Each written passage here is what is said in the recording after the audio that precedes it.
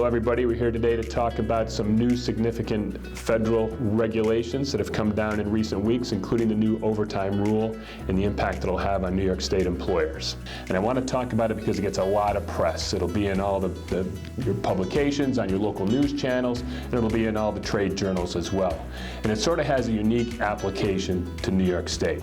So what this means is, and I'll go through this briefly, under the Fair Labor Standards Act, all employees are entitled to overtime for over 40 hours worked, in excess of 40 hours work in a week, unless you are exempt from the law. To be exempt, and we don't determine who's exempt and who's not, the law does. To be exempt, you have to pass 3 tests. Your duties have to be executive, administrative, and professional in nature.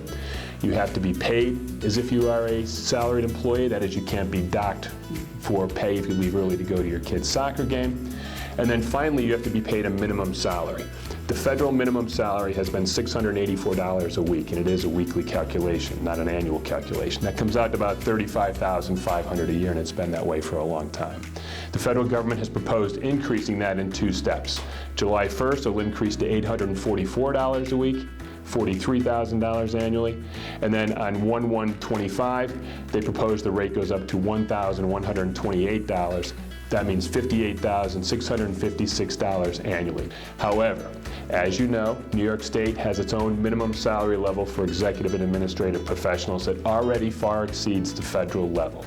So while you're going to hear and see a lot about this in the media coming up, we already have a higher salary level than the federal government. And on 1/1/25, in all parts of the state, our salary level will exceed the new federal rule. So while you're going to hear a lot about this, and it's a good time to look at all your exempt and non-exempt employees to make sure they're classified correctly, the impact on New York employers won't be as dramatic as it will be the rest of the country.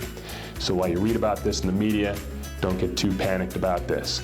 But it is a good exercise always to make sure you have your employees classified correctly.